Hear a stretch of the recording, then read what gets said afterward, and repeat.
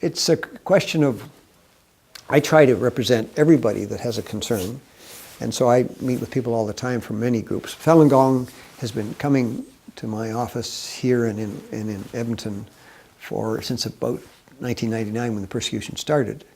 And what it's hard for people to understand is they actually went from basically none to between 70 and 100 million practitioners of Falun Gong in China by the end of the 1990s.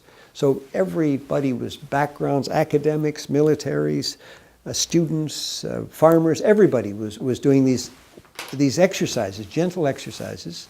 And if you went into Beijing in the 90s, you'd see every park would be full of people doing these perfectly harmless exercises. In fact, the government of China liked them so much because they were good for health that they were allowing people to do them in their consulate in New York City.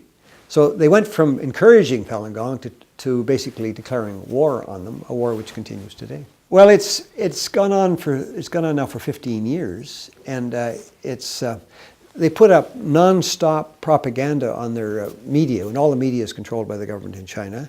So to give you an example, some people actually believe it, so that Falun Gong are subhuman or this or that. A friend of mine went to Beijing a few years ago with her mother.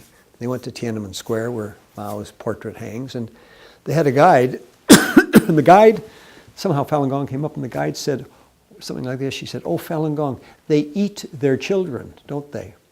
So that's the kind of what 15 years of propaganda, whether it's communist Chinese or Nazi propaganda in Germany during the Third Reich. That's what you can do to people.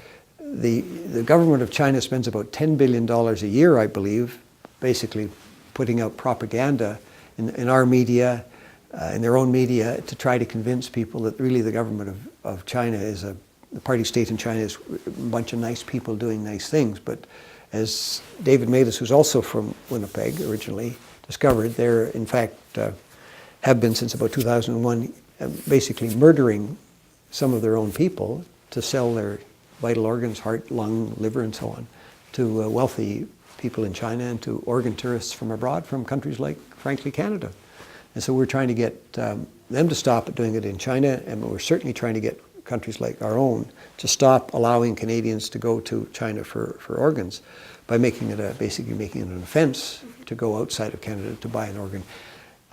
You don't have to say China, because there's only one country in the world, out of 196 countries, where this is happening, and that's China, where the government is running a massive program to kill people they don't like. Persecution started in 1999, June of 1999, against Falun Gong, but we can't find any indication of organs being taken from Falun Gong. They were taking from Uyghurs earlier, but they didn't start taking them from Falun Gong massively until 2001. Like, for example, one of the examples we give in our book is that a surgeon who, in fact, I won't tell you where he lives, but he left China. He said he removed the corneas from the eyes of 2,000 Falun Gong practitioners over a 2-year period, 2001, 2003, and was paid the equivalent of hundreds of thousands of Canadian dollars for doing so.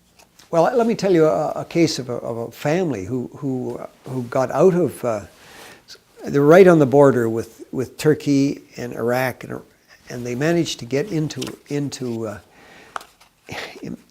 Turkey, and they were in a very dangerous situation. And the husband got beaten up, and they finally got an appointment at the Canadian Embassy in Ankara, where the Russian ambassador was murdered.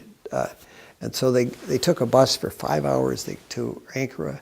They waited all day to see the immigration officer from Canada, and then he basically brushed them off and sent them away and said, "No, we're not going to let you come to Canada. You're a terrorist."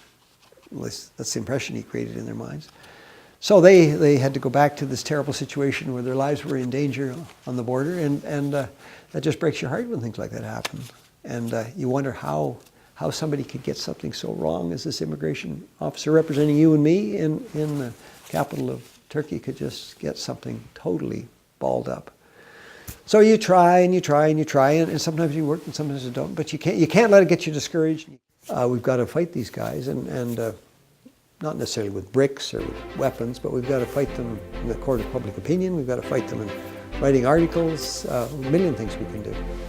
Some days you feel you've had good success, and some days you feel you haven't, but you just have to keep going the next day. And so if your generation and perhaps people watching this would take that on as a cause. And I'm a Manitoban too. Or ex-Manitoban, and we can do a lot. We can we really can make a better world.